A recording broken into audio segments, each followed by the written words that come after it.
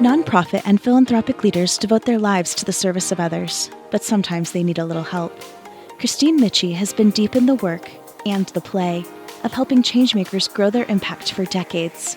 So whether you're ladling soup at a local shelter or attending a UN peace conference, you need to find the balance between the heavy work and a light touch so you don't burn out. And Kristine believes play is at the center of that. Welcome to the PlayFull Podcast, bringing fun to the serious work of changing the world.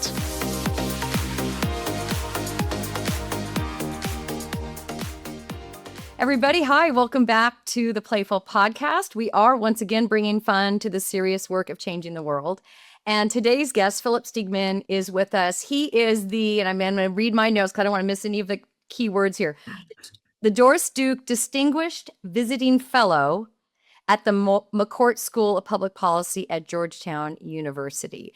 And you've worn many hats prior to, and you probably still keep a bunch of hats on, but that is in that context, your work at Georgetown right now in the public policy school is what we're going to talk about today and how that relates to play and children and well-being. So hi, welcome. Thank you so much for having me. It's so great. It's funny, in these 3+ years of doing the podcast, let me think about this. It's not that children have never been mentioned, but mostly, it's been that thing where we talk about, why do adults stop playing? And how can we make sure that adults continue to access what comes when you allow yourself to play?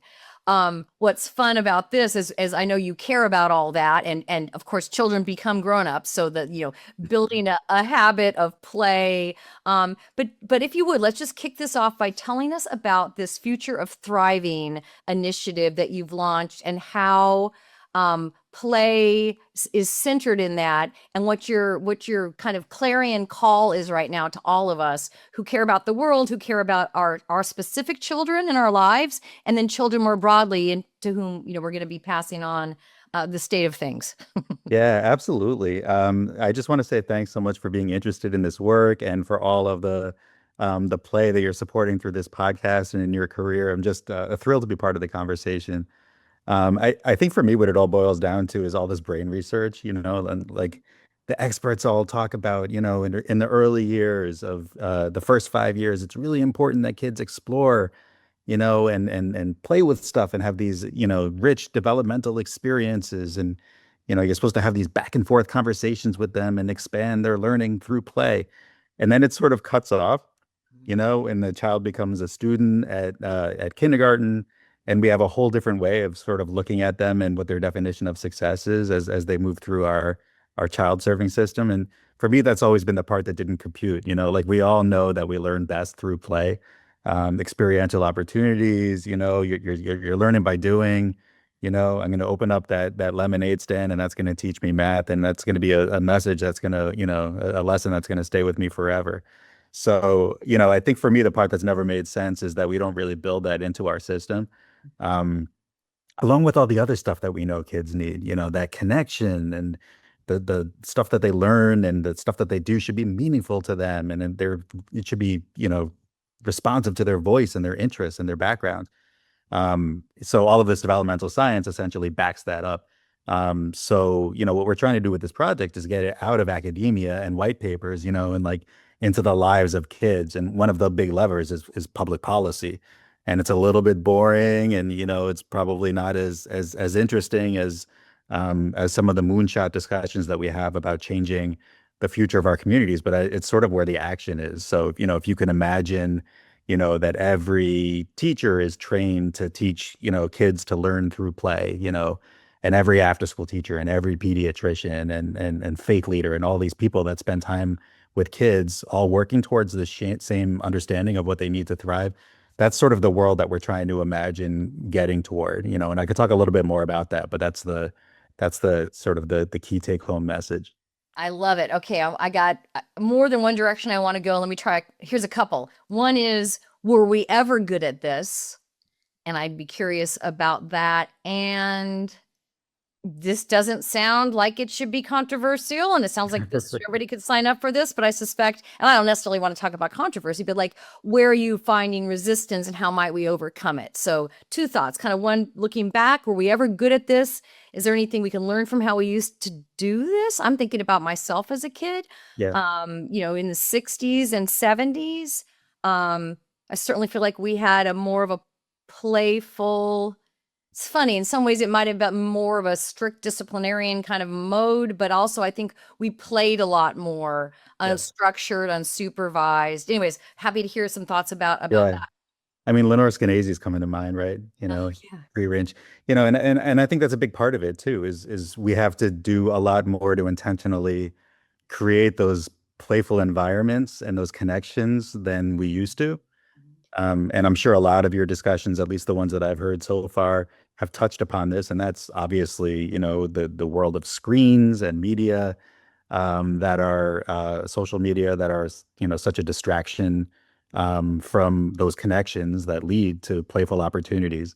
So, yeah, I mean, I can't think of one change in our society that's pulling us closer together and closer to play, whether it's COVID or whether it's, moving out to the suburbs, or whether it's the fear of playing, leaving kids unsupervised, in the community, and certainly now screens that are getting younger and younger for kids using them. So I think that's probably the difference. I know for, when I was a kid, yeah, you go out, into the street and you go play. Um, and you could do that at very early ages. And there were older kids that were there to make sure that everybody was safe.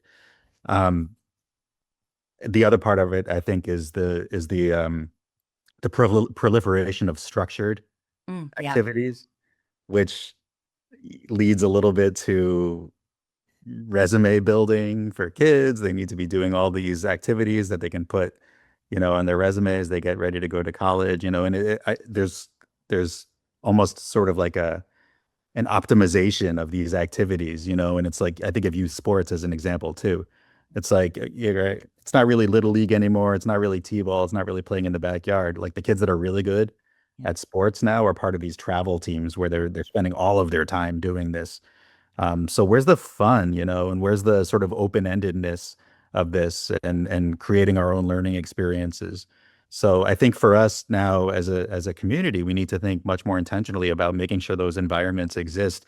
For me, it's always that part about getting the brain research about play out of academia and into people's consciousness, and say, this is the best possible use of your time. Think of all of those times where you crammed for a test and forgotten what you learned the next day. That's not what's durable or sustainable. It's the fun stuff, I just created this baseball league on my own, and we put together the names of players, we invented them, and we started trading them with each other, and we made baseball cards, and we created a GM role, and like all of these things that you can do if you're allowed to play. So I think it needs to be much more something that we respect and recognize as a developmental need than as sort of, well, that's nice to have. But really the importance is, learning, so that you can pass tests and graduate and go to a good college. Yeah. I just was thinking, if there's any college admissions officers out there listening, if any of you have ever gotten an essay that said, I was really good at kickball, out in front of the house. I was really good at drawing the chalk town on the pavement and the hopscotch. I mean, wouldn't that be neat? And maybe that's what you're all about, is Yes. celebrating that kind of excellence and the imagination that goes with that.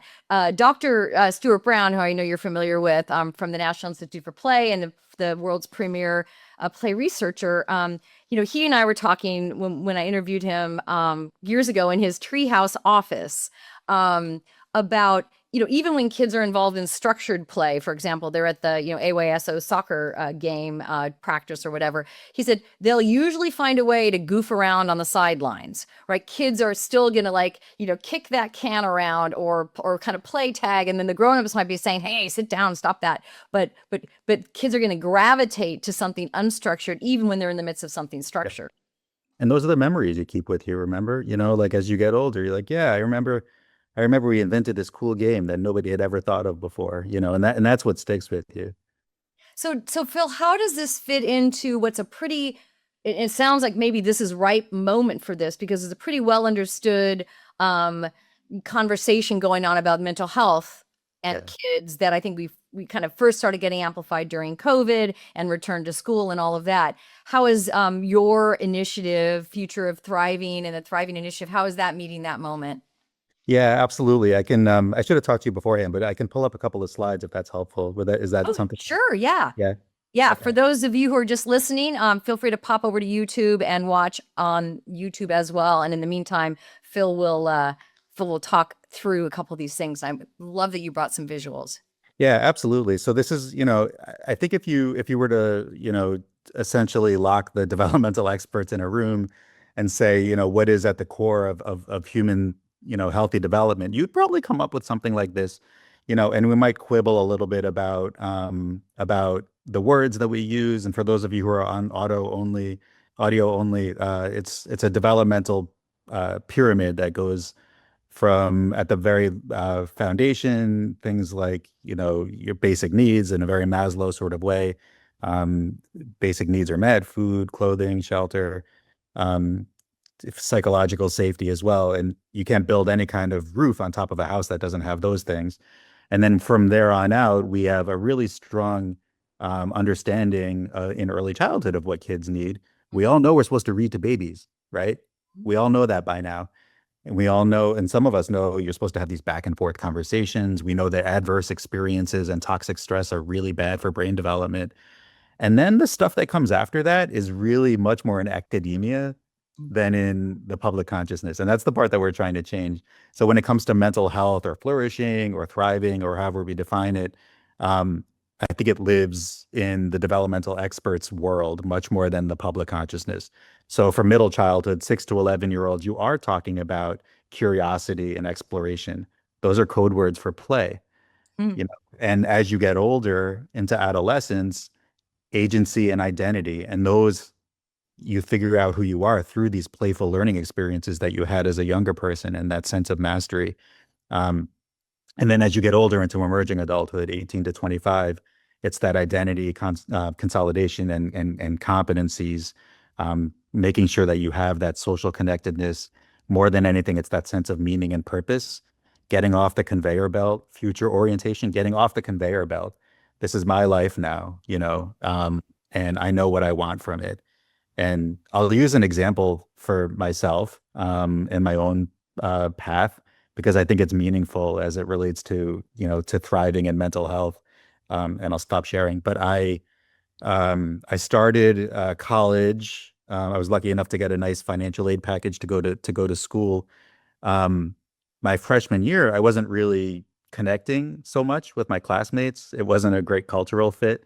There was a lot of skiing going on. I wasn't into the sort of the the weed smoking culture that was there.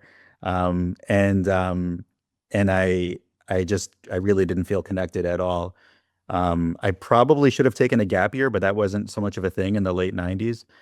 And then I had a work study allotment, so $5.15 an hour to get a work study job. Freshman year, I was answering phones in an office, and I was bored to tears.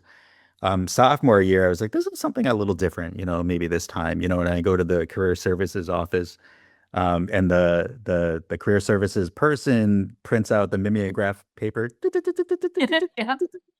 the perforated edges. And she says, okay, office. King Street Center. It's a youth center. You can work as an after-school teacher. Yeah, okay. That sounds interesting. Let's give it a shot. So I interviewed for the job. I got it. And working with children in an after-school program at a community center was everything I didn't know that I needed. Mm. It offered me the meaning in the work, youth work itself, that I didn't know I needed, and the sense of purpose was so much more than I'd had previously. But I think I knew I was looking for it, but I didn't really.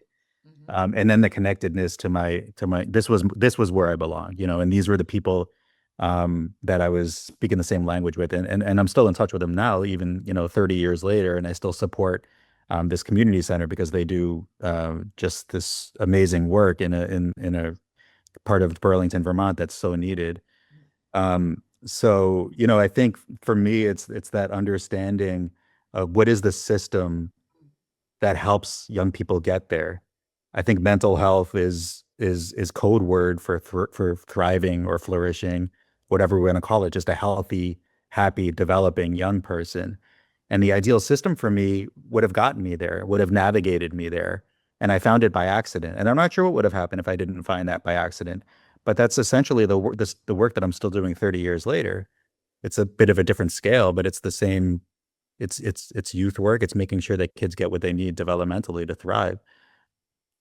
Well, I love what you're saying about, and when you were showing the triangle, you're like, this is studied and proven and researched, and but it's just sort of stuck in the halls of academia, Yeah. and it's and I'm and for what, I mean, for what purpose? Why would you do this research if it weren't to like share it and then have changes made? So where's the real, I was going to say responsibility, but I'd even rather say, where does the opportunity lie? And it's probably going to be all of the above, but between parents, kind of bigger civic structures, programs, school, etc. If everybody isn't going to do it all at once, in what order would you start or hope to start, or are you starting? I mean, to me, this is, and I pulled up another slide for those of you on the audio. So, on the left hand is a very fragmented ecosystem, and I would argue that most of the responsibility for children and young people lies in public education. That's where most of the investment comes. When I start talking about childhood well-being, people start talking to me back about education reform, and I say, okay, yeah, that's absolutely part of the pie.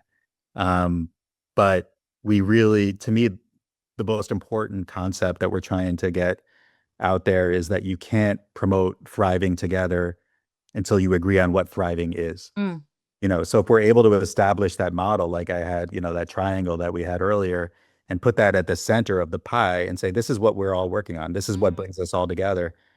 I don't think we can get there until we're all doing it together. I don't think we can, depend on one sector. So we have pediatrics, we have the child welfare community. There's so many others: camps, museums, libraries, the juvenile justice community, mental health, childcare. And everybody's sort of going in their own, swimming in their own lane.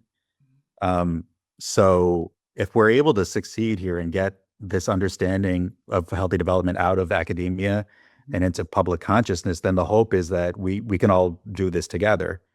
And I think I will continue to use early childhood as that example. We all know we're supposed to read to that baby now. Yes. That's an example. And then I was just thinking, right before you said that, I was thinking, is there a 10,000 steps version of this? Somehow we all got that idea. And over the last, 10 years or something, that became kind of the most unlikely people that you will suddenly be talking about how many step counts they got that day. Yeah. Is there something like that you're hoping to achieve, and what might it be? I think it's put down your phone, probably, more than anything else. Hey, Kristine, come give me a high five. I'm the bus driver, right? Yeah. I'm the cashier. Yeah. I'm at the barber shop or the beauty salon. Come give me a high five. Yeah. Put your phone down. How's your grandma doing? How's basketball practice? How's dance? I really think that's probably what it is more than anything else. All of the research talks about relational health, and we know we can show brain scans of what kids are getting.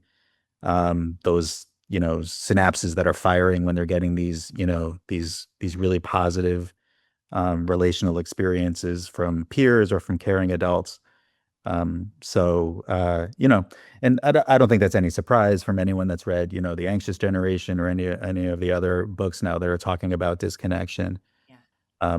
There's so many things that aren't good that come from being addicted to your cell phone, whether it's your attention span or your self-esteem, or your ability to think critically if you're using AI to replace that. Yeah. Or your need for human connection because you found a bot that you think is giving you what you need. Right. And it's not. Ooh, yep. And I'm trying to be Right, I am. I'm being judicious about my use of the large language models in my work, and I still fall prey to the pleasantries I get back from Claude. Good thought, Kristine. Let's explore that more. Like, I feel I so think you nailed it. This is your best totally. thinking yet. Yes. And I'm finding myself saying, please, and would you mind? And would it be okay? Can we try this? And I'm surprised at that. Spot on. Yeah, exactly. So, Phil, who needs to demand this? Where should the insistence come from? Where's the best place for that to start? I think it's communities themselves, saying we need something more from policy than cell phone bans. Mhm, Um, and the policy right now is playing out in the courts. mhm, The Facebook and the Meta lawsuits. Children's Funding Project is doing some great work to try to funnel whatever money comes from these lawsuits into youth development, which I think is mhm, fantastic. mhm, But I think it's for all of us to say, nobody's going to come and save us. We don't have a Department of Children. Nobody is saying we have this agenda now for thriving young people. So I think we have to do it ourselves. But I also think that we need to give grace to the caring adults that are working in communities that are working against this fragmented system that doesn't support them. It's not their fault. yeah. If you're a teacher and your definition of success is the test scores that are required by federal law, I'm not sure how much you can support healthy development when that's the yardstick that you're being used, that's being used to measure you. So I think it's for all of us to say, yep, the system that we have right now isn't working. You could argue that it's really never worked, and the education system itself is 100 years old, and it was developed to help prepare kids for industrial careers. And then what happens is a whole sort of sector, a whole field calcifies around that. And that's still what we're stuck with now. So I think for us, it's to answer the big questions, or ask the big questions anyway, and say, okay, does the diploma right now that you have from, from either from high school or college, and I'll just put up one more slide and Sure. I'll explain what it looks like. You know, to me, this slide represents the disconnection that we're trying to grapple with. So on the left-hand side of the slide is a high school diploma. And essentially what the high school diploma measures is the number of credits that you've earned, the coursework that you've completed, your attendance, and how you've done on standardized tests that are required by federal law. States have the ability to customize that for their individual states. Um, but if you remember from the pyramid that I pulled up earlier, those universal indicators of thriving that all kids need. In the slide, I just have a few examples: a sense of purpose, social connectedness, self-efficacy, future orientation, the sense that you are off the conveyor belt and you can connect today's experiences to tomorrow's opportunities, job and life skills. We have no idea if these things are actually happening because they're not measured or incentivized or trained into the caring adults that are working with kids across the sectors. We have no idea. So there's a picture of a young adult who's just graduated from high school with her palms up in the air because we have no idea if she has those things. And the disconnection is between what we've measured. Now, 87% of kids are graduating from high school, which is good. It's near the highest of all time. There's still work to do. But if we're using that as a proxy for thriving, we have plenty of work to do because less than half of all kids are thriving. Whether you talk about being financially independent, that's less than half, 45%, or thriving, mental health, well-being, that's less than half, 47% as well. So I think for us, it's to ask those big questions and say, are the things that we're working toward, is the cheese in the right place? Yeah. Or do we keep the cheese in the same place, but say, okay, now we know, Kristine, you've graduated from college, you have meaning, you have a life and work with meaning and purpose, you're connected, you're a critical thinker, you're ready to solve those real world problems, and be a contributing part of your community. And because we don't know, we really can't say that right now. And I think employers, they use that diploma as a separator. But if you were able to tell an employer, yeah, Kristine has this badge or something that shows that she's, a really, really good problem solver and critical thinker, and she's thinking outside the box, they maybe they go for you, they hire you because they know that you have that. But we use these things as proxies without knowing that they're preparing you for the kinds of things that we know you need to contribute in work and in life in this new reality that kids are facing now. I love it. Let's grab our ice cream. Yeah. And I want to talk about because we try and eat ice cream and talk about, right, the ice cream is like bringing fun to the serious work of changing the world. So let me ask you about political headwinds while we pull out our ice cream.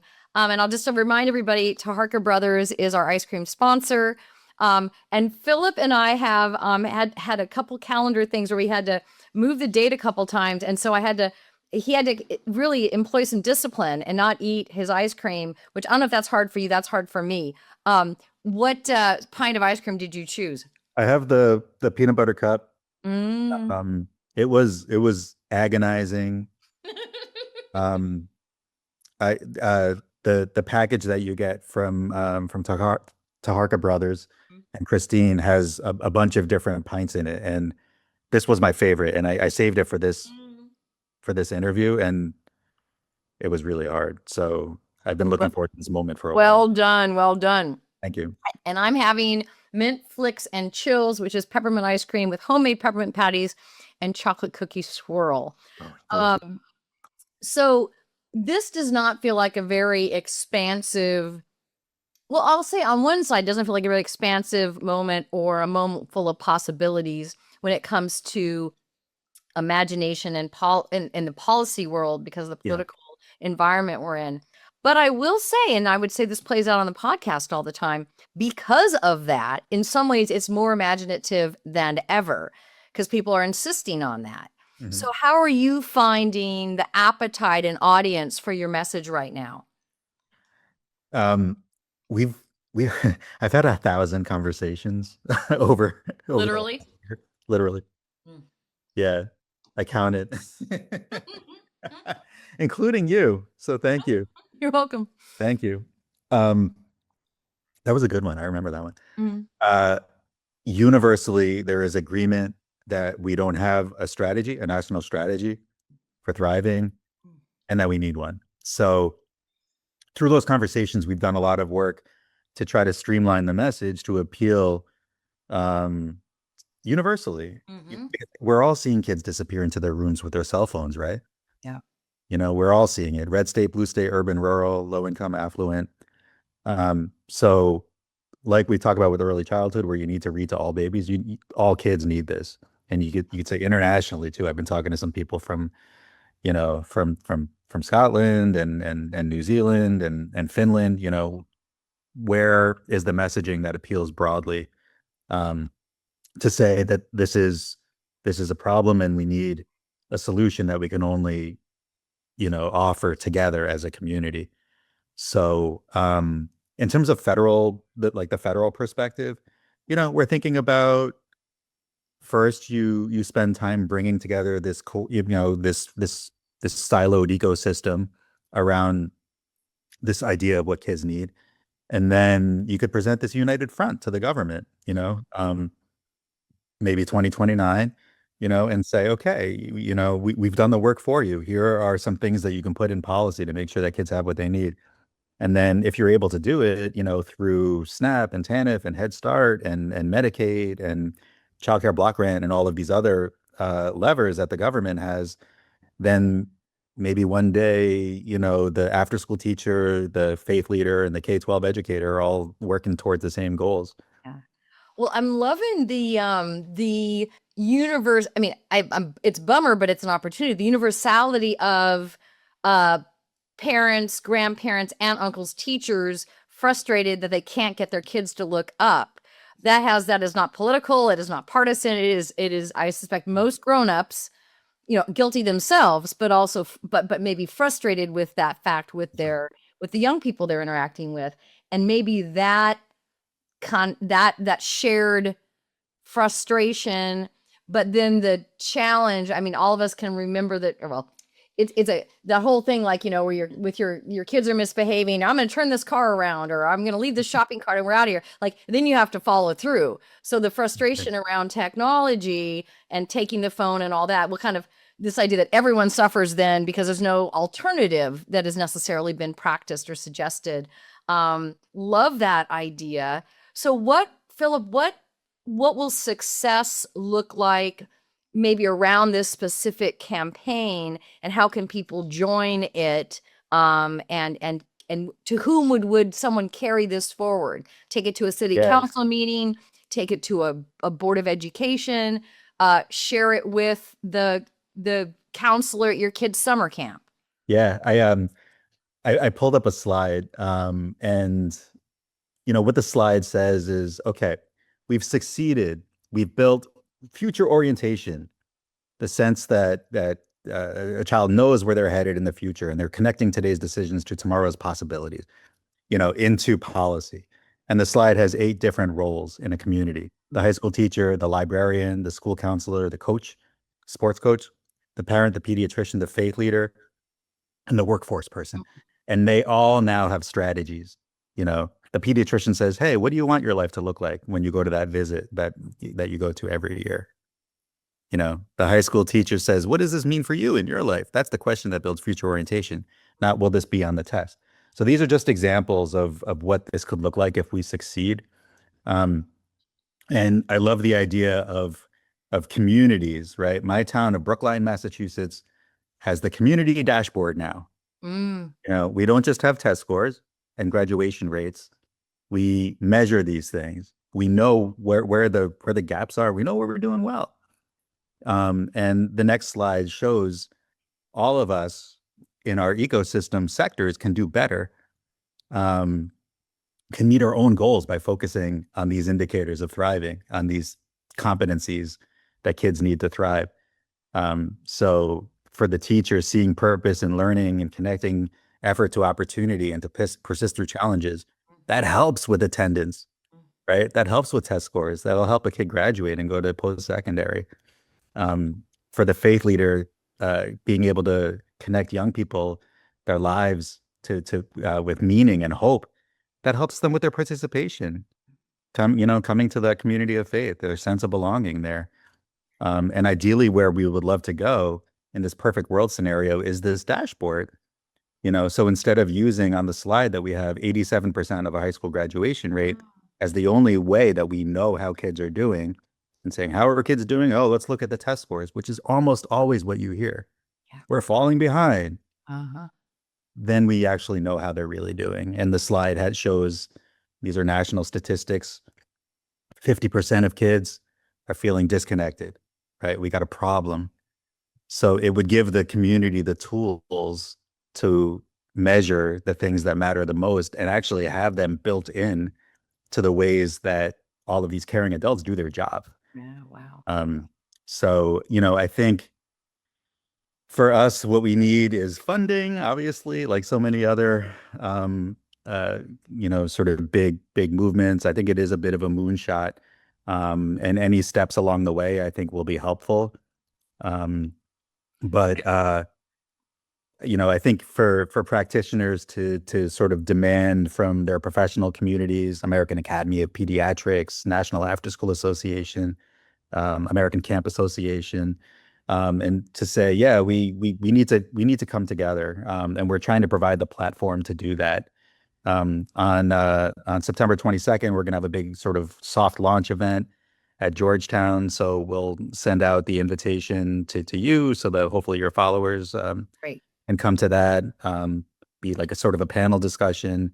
Matt Beal from Georgetown will be there, Roberto Rodriguez, who used to work at the Department of Ed, and some others. So that's what we're hoping will kick off these discussions. And the plan will be to invite some of the big sort of national cross-sector thinkers to help us co-create what that strategy will look like. Where it's really going to need to go is the professional communities, though, because we're going to need your help making this real, and finding where the policy levers are and are currently probably barriers, but to turn them into opportunities. Love it. So that'll be an event open to the public? September 22nd? Yeah, Okay. and live streamed. Wonderful. We'll put notes. This will run before that, and we'll make sure the notes include all that. Love it. You said mentioning funding, and I suspect that's referring to building this out and promoting it. But before you said that, and I was looking at the dashboard, and I was looking at the previous slide about the different roles.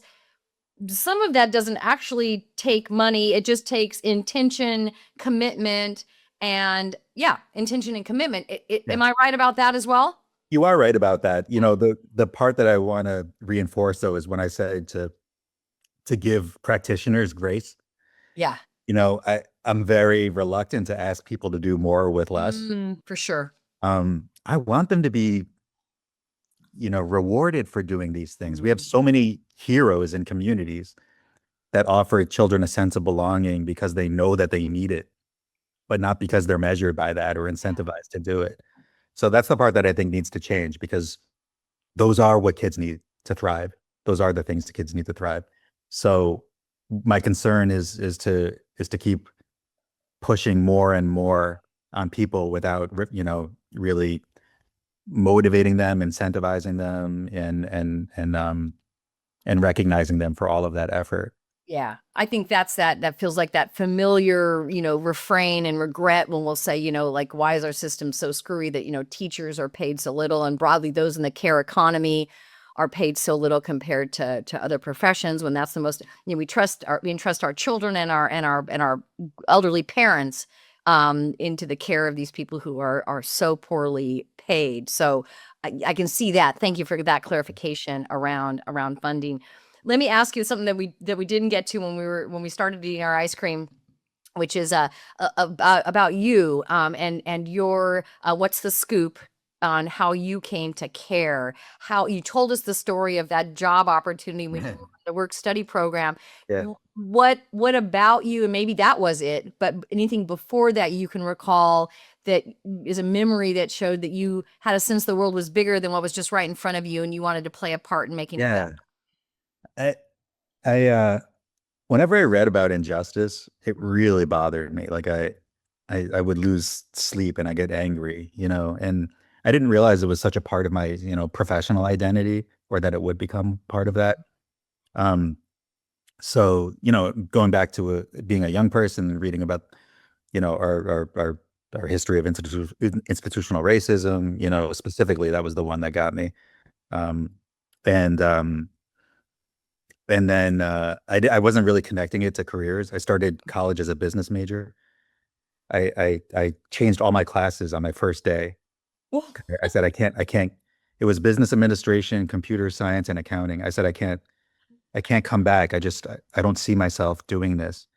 And I changed to sociology, anthropology, political science, history. I said, okay, this is me now. And in the back of my mind was, I had all my family members asking, can you make a living doing that? And that, I think that gets back to our conversation about what is your meaning and what is your path. And I had a good conversation with Jeff Livingston, you might know, talking about economic mobility, and he said, your number one job to get out of poverty is to do well in school and find a job, and I can't argue with that, and I'm like, so how do we make these opportunities do both for young people, give them a path, toward economic mobility, but also prepare them to thrive, however you define it. So then, after I changed all my classes, that was freshman year. Sophomore year, I got the job at the youth center, and I said, this is going to be my whole career. And it pretty much has been. So like 10 years in, I'm doing after school work. I got a grad degree right out of college. Wasn't ready for grad school, but I did it. Wheelock College, now part of Boston University, so that I could be an after school director. And those were great years. And I did that for about 10 years. But then I realized, okay, I've been thinking about these big systemic issues, like what's going on here? There's some real problems getting kids what they need to thrive developmentally. So I realized I was like half policy wonk, and like half educator. So I went back to school for policy, and I landed in early childhood state government and did that for like 10 years. And that's where I learned about all this early childhood stuff. It was like, they cracked the nut. Everybody knows now. How do we continue that throughout childhood and into young adulthood? And then I did a federal fellowship in federal government at Department of Health and Human Services. And when I was there, I was like, okay, yeah, even with all this research, there's no Department of Children. There's no way to get the research into kids' lives. It's just programs that are siloed. So I think that's the perspective that I bring with me, to say we have to do it ourselves. Yeah. Nobody's coming to save us. Well, we're in this moment where, there's sort of a recognition that things are broken, and less interest in fixing what was, but creating what's next. It feels like this fits in really well with that. As we wrap up, let's call people's attention to, so September 22nd, they'll be able to find out more about that. Tell us more about where people can go. Is there something to sign or say, I'm in on this too, or any sort of join or kind of proclamation that people can make? We spread the word. Yeah, we have a call to action. I'll put the link in the chat. That may not be the best way to get to your audience, but maybe we can figure that out. Yeah, well, we'll make sure, and I'll have the production team grab that link and put it in the show notes. That sounds great. We have a 2-pager, which explains sort of the theory of change, where we're trying to get to, and then I have a Substack that I just launched. Oh, great! The first article was called "Are we boiling the ocean?" Which is a very typical response that I get when I talk about this work. Yeah. And I say, absolutely not. I don't, I think we're just trying to give direction, and if you're building the pie, you need the recipe, so that we can, sort of give this North Star to everybody to say, okay, this is what we're all working toward now. That we trust the people doing the work in the field. They just need the help from policy to do it.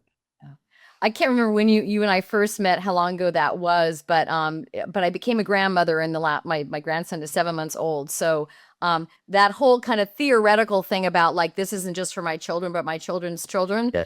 That's Patrick now. There is that person, he's born. Yeah. And that's making this all really, everything I'm doing more relevant in this conversation in particular. And I got to give a shout out to my daughter, who is raising him really tactily, really, he's getting he's in the grass, and he's got wood toys, not plastic. And I mean, they're really emphasizing a lot of these things that you're sharing in the conversation and the reading, all that. So I love it. And I love that this work is going to be this carpet is going to lay out before him that your work is making possible. And maybe he'll be one of those kids with the dashboard before too long. I love it.